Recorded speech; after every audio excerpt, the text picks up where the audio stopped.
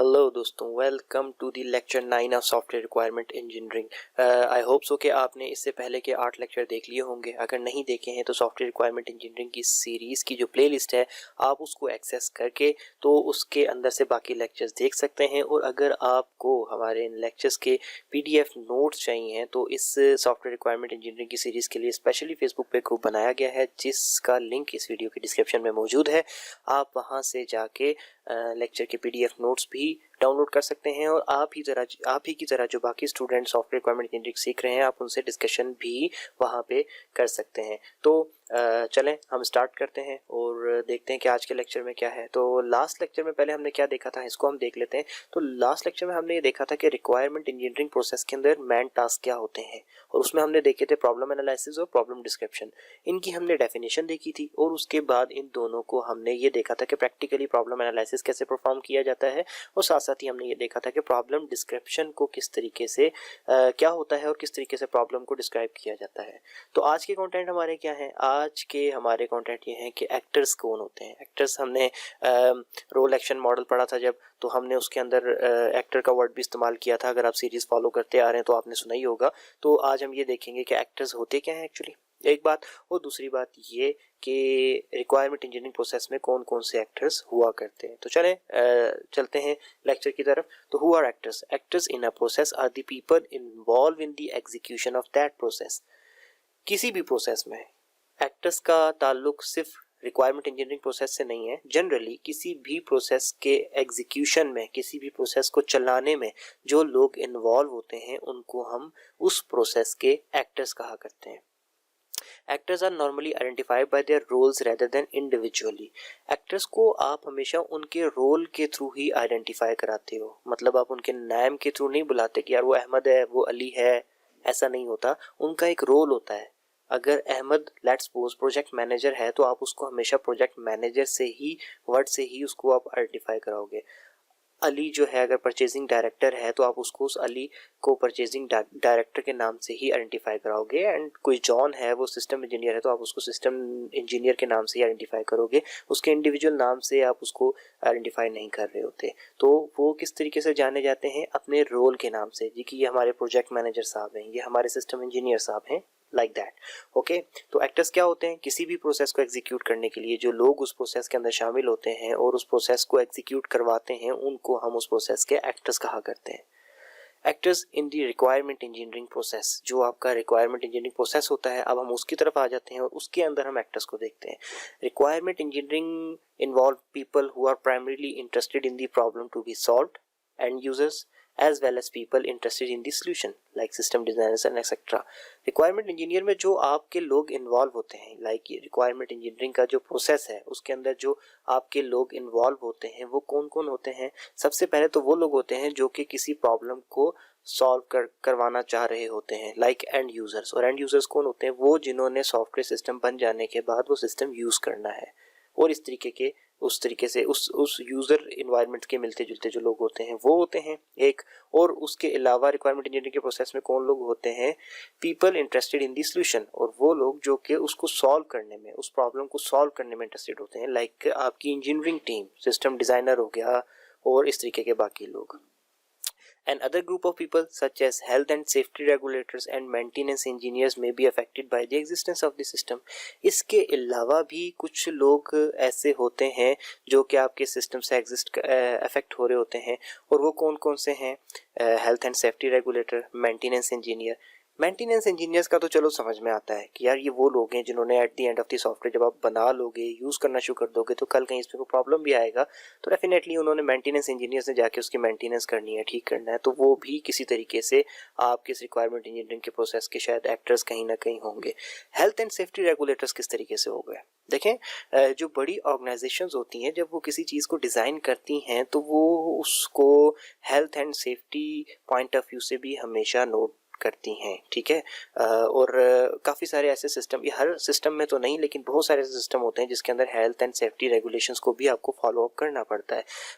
Let's suppose आप अगर mobiles use करते हैं, ठीक है, तो मोबाइल यूज़ करने के अंदर जब आप हैंड फ्री लगा के वॉल्यूम खोल रहे होते हैं तो एक स्टेज के बाद जाके आपको मैसेज ज़रूर आता है कि इससे ज़्यादा आवाज़ आपके कानों को डैमेज कर सकती है, इसी तरीके से आपके मोबाइल के अंदर आजकल आपकी ब्राइटनेस लेवल इस किस्म के आ रहे हैं, आपके पास इस किस्म के फिल्टर्स आ रहे हैं जो कि आपकी आइज़ को प्रोटेक्ट कर रहे होते हैं, ठीक है। तो इसी तरीके से काफ़ी सारे बड़े बड़े सॉफ्टवेयर होते हैं जिनको बनाते हुए हेल्थ एंड सेफ्टी रेगुलेशंस का भी ख्याल रखना होता है। ये ऑर्गेनाइजेशन की डिमांड होती है कि हम अपने एम्प्लॉयज़ का ख्याल रखना चाहते हैं, तो कहीं कहीं जहाँ पे भी कोई ऐसी चीज़ है जहाँ पर हमारे यूज़र को health and safety point of view से ख़तरा हो सकता है, तो उस चीज़ को आप दूर करो, उसकी हेल्थ और सेफ्टी का लाजमी ख्याल रखो। लाइक कोई ऐसे कलर्स ना इस्तेमाल करो जिसको कंटिन्यू सॉफ्टवेयर में वो कलर ऐसे इस्तेमाल हुए हैं जिसको कंटिन्यू देखने से यूज़र की आंखों में दर्द हो रहा है, वो उसको चुभ रहे हैं, तो उसको स्ट्रेस में जा रहा है, तो ये चीज़ें ठीक नहीं है। तो इसलिए वो लोग भी समटाइम आपके बड़े सिस्टम्स के अंदर इन्वॉल्व होते हैं, तो उस पॉइंट ऑफ व्यू से हेल्थ एंड सेफ्टी रेगुलेटर्स लिखा गया।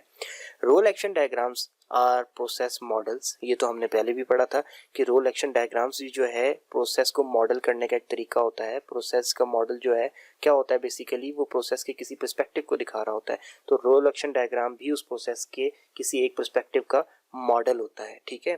Which show the actors associated with different process activities, और वो क्या करता है, वो ये दिखाता है कि आपकी रिक्वायरमेंट इंजीनियरिंग के प्रोसेस के अंदर जो मुख्तलिफ किस्म की एक्टिविटीज़ हैं उनके साथ कौन कौन से एक्टर जुड़े हुए हैं, कौन कौन से एक्टर एसोसिएट हैं।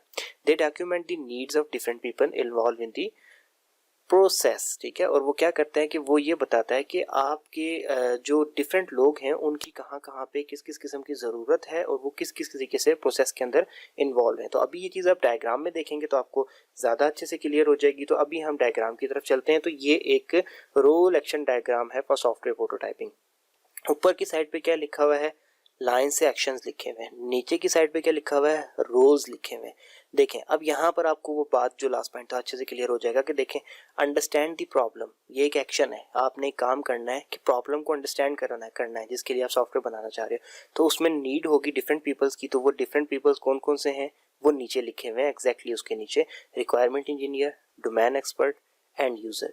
ये तीन बंदे होंगे तो ही आप उस प्रॉब्लम को अंडरस्टैंड कर सकेंगे जिस प्रॉब्लम को रिजॉल्व करने के लिए आप सॉफ्टवेयर बना रहे हो। स्टैब्लिश आउटलाइन रिक्वायरमेंट्स, यानी कि रिक्वायरमेंट्स की जो आउटलाइन स्टैब्लिश करनी है उसके लिए कौन चाहिए आपको, रिक्वायरमेंट इंजीनियर एंड यूजर। इसी तरीके से select prototyping system, prototyping systems क्या होते हैं अभी हम इसकी डिटेल में बाद में जाएंगे, लेकिन उसके लिए हमें जो रोल चाहिए होता है खैर वो कौन है, सॉफ्टवेयर इंजीनियर, प्रोजेक्ट मैनेजर, ठीक है। डेवलप प्रोटोटाइप, प्रोटोटाइप को डेवलप करना किसका काम है, रिक्वायरमेंट इंजीनियर का, सॉफ्टवेयर इंजीनियर का। उसमें जो हमारे रोल्स इन्वॉल्व हैं वो ये लोग हैं।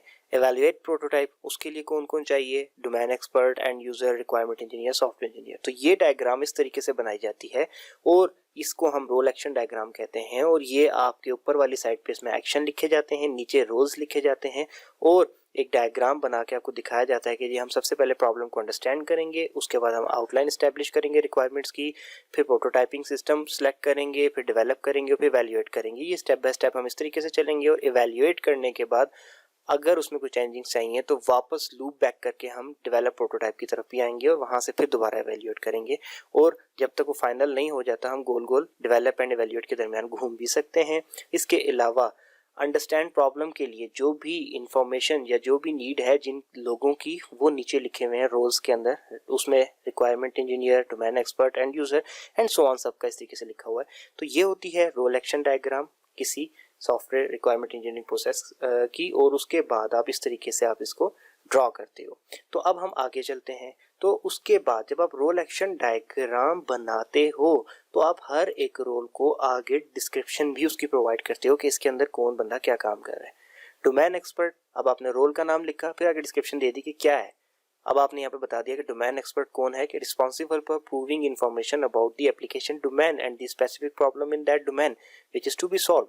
डोमेन एक्सपर्ट वो बंदा होगा जिसकी ये ड्यूटी होगी कि वो आपको इंफॉर्मेशन प्रोवाइड करेगा किसी डोमेन के बारे में, जिस डोमेन के अंदर वो एप्लीकेशन या वो सॉफ्टवेयर लाई करता है जो आप बनाने जा रहे हो, और फिर उस डोमेन के अंदर कोई स्पेसिफिक प्रॉब्लम है जिसको सॉल्व करना है तो उसके बारे में भी आपको वो बताएगा कि क्या प्रॉब्लम है।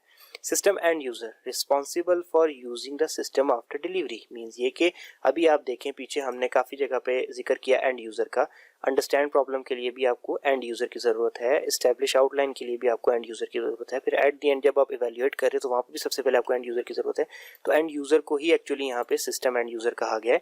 तो ये कौन होता है? Responsible for using the system after delivery. Means ये कि ये वो बंदा है, जब सॉफ्टवेयर बन जाएगा तो उसकी जिम्मेदारी ये होगी कि अब इस सॉफ्टवेयर को यूज़ करे, यानी कि एक्चुअली इसके यूज़ के लिए ही ये सॉफ्टवेयर बनाया गया है। ठीक है, तो ये भी एक आपका एक किरदार होता है, एक रोल होता है जिसका बहुत ज़्यादा जो बहुत ज़्यादा इंपॉर्टेंट होता है, इसको आप मिस नहीं कर सकते। ठीक है, रिक्वायरमेंट इंजीनियर्स वो कौन है?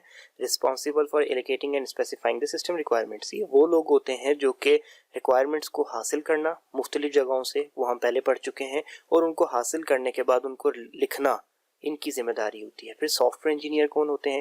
Responsible for developing the prototype software system. ये लोग वो होते हैं जो कि रिस्पॉन्सिबल होते हैं कि रिक्वायरमेंट्स वगैरह जो मिल गई हैं और एंड यूज़र ने जो अपनी रिक्वायरमेंट्स बताई हैं उसकी बेस पर एक प्रोटोटाइप सॉफ्टवेयर सिस्टम बनाते हैं। प्रोटोटाइप सॉफ्टवेयर सिस्टम क्या होता है कि एक्चुअल सिस्टम बनाने से पहले एक छोटा सा डमी सिस्टम बनाना। ठीक है, अभी मैं इसकी डिटेल में नहीं जाऊँगा, अभी के लिए आप इसको इतना ही समझ लें, आगे जाके जब इसकी डिटेल्स कहीं आएंगी तो हम उसको उस लेवल पे देखेंगे। उसके बाद एट द एंड आपका एक रोल आ जाता है प्रोजेक्ट मैनेजर। वो क्या करता है? वो रिस्पॉन्सिबल होता है for planning and estimating the prototyping project. ये ओवरऑल आपकी प्लानिंग भी कर रहा होता है, क्योंकि प्रोजेक्ट मैनेजर है, आप एक सॉफ्टवेयर जो आप बना रहे हो वो एक प्रोजेक्ट है, तो उसकी पूरी की पूरी प्लानिंग करना और उसके बाद उसका एस्टिमेट लगाना। अब वो एस्टिमेट बजट का भी होता है, वो टाइम का भी होता है, हर किस्म के। और उसके किस चीज़ के लिए? प्रोटोटाइपिंग प्रोजेक्ट के लिए। और फिर यही प्रोजेक्ट मैनेजर प्रोटोटाइपिंग प्रोजेक्ट से आगे फाइनल या ओरिजिनल प्रोजेक्ट के लिए भी अपना यही रोल किरदार अदा करता है प्रोजेक्ट मैनेजर का, कि वो प्लानिंग्स करता है और एस्टिमेट्स वगैरह लगाता है। तो ये तरीका था। जो आज का टॉपिक हमने देखा उसमें ये था कि एक्टर्स क्या होते हैं और एक्टर्स को रिक्वायरमेंट इंजीनियरिंग प्रोसेस के अंदर एक्टर्स क्या होते हैं, ये दो चीज़ें देखी हैं। और फिर उसके बाद हमने रोल एक्शन डायग्राम आप कह लो, उसके अंदर हम किस तरीके से एक्टर्स को एक्टिविटीज़ के साथ रिप्रेजेंट करते हैं, और फिर उसके बाद जो भी आपने रोल्स उनके दिए होते हैं उन रोल्स की किस तरीके से डिस्क्रिप्शन प्रोवाइड की जाती है। तो ये आज का टॉपिक था हमारा। आई होप सो कि ये चीज़ें आपको अच्छे से समझ आ गई होंगी। नहीं समझ आई हैं तो आप इस वीडियो के कमेंट सेक्शन में पूछ भी सकते हैं। अगर आप किसी टॉपिक पर डिस्कशन करना चाहते हैं मेरे साथ या फिर अपने बाकी फेलोज के साथ जो आपके साथ ये सीख रहे हैं, आप हमारा ग्रुप ज्वाइन करें और वहाँ पर आप किसी भी टॉपिक पे, किसी भी लेक्चर पे एक हेल्दी डिबेट भी कर सकते हैं और इन्हीं स्लाइड्स को PDF फॉर्म में डाउनलोड भी कर सकते हैं। इसके अलावा अगर आप मुझे फॉलो करके मुझसे कोई और टॉपिक के ऊपर डिमांड करना चाहें, अंडरस्टैंड समझना चाहेंगे टॉपिक को, तो मेरा ट्विटर अकाउंट आपके सामने है, आप इसको मुझे फॉलो करके मुझसे इस पर बात कर सकते हैं। इसके अलावा अगर आपको वीडियो अच्छी लगी हो तो प्लीज़ लाइक करके चैनल को सब्सक्राइब कर दें। यही वो सपोर्ट है जो आपकी तरफ से हमें मिलती है और हमें मोटिवेशन देती है और वीडियोस बनाने के लिए। दोबारा मिलते हैं नेक्स्ट लेक्चर में, तब तक के लिए अल्लाह हाफिज़।